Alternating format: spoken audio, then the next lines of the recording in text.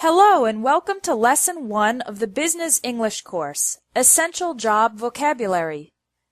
Let's begin by answering the question, where do you work? This seems like a simple question, but there are many ways to answer it. I work at, I work in, I work for, and I work with. Each preposition is correct in a different context. I work at and I work for are used with the name of the company. For example, I work at Espresso English. I work for Nike. You can also use for if you work directly for a famous person. I work for Tom Cruise. I'm his public relations manager. I work in is used in 4 situations. You can say, I work in a place. I work in an office. I work in a school. I work in a factory. You can also use in with a city or a country. I work in Paris. I work in France. I work in is also used with a department or area of a company. I work in the marketing department. I work in human resources. I work in sales. Finally, you can use I work in with a general area. I work in finance. I work in medical research. I work in consulting. You can say I work with the things or people that are the objects of your day-to-day work. For example, I work with computers. I'm a teacher. I work with special needs children. If you want to add more details about your work, you can say, I'm responsible for. I'm responsible for updating the company website. I'm responsible for interviewing candidates for jobs. After I'm responsible for, use the ing form of the verb. Let's review. I work at a company. I work for a company or a person. I work in a place, city, country, department, or general area. I work with people or things. In conversational English, the question where do you work is commonly phrased as what do you do or what do you do for a living. How do you answer this question if you don't have a job? You can say, I'm unemployed, or more indirectly, I'm between jobs at the moment. If you work for yourself, you can say, I'm self-employed.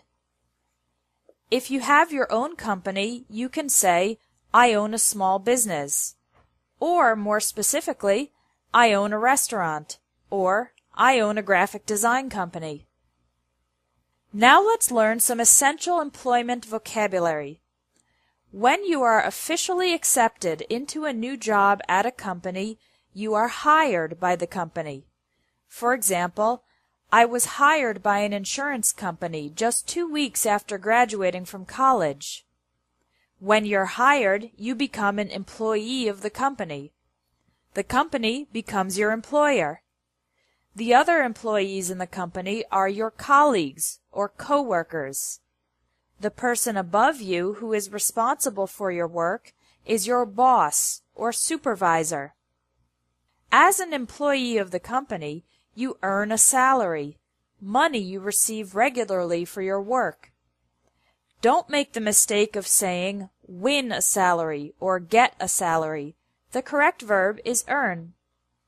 If you're good at your job, you might get a pay raise or a raise, an increase in your salary.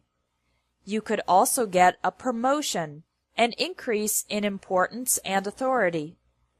At the end of the year, some companies give their employees a bonus, extra money for work well done. The opposite of hire is fire, when your company forces you to leave your job. For example, Peter was fired because he never came to work on time. Usually if someone is fired, it's because they did something bad. If an employee loses his or her job because of a neutral reason, like the company reducing its size, then we say the employee was laid off. For example, Donna was laid off when her company started having financial problems. If you decide to leave your job, there are 3 verbs you can use. I'm going to quit my job. I'm going to leave my job. I'm going to resign.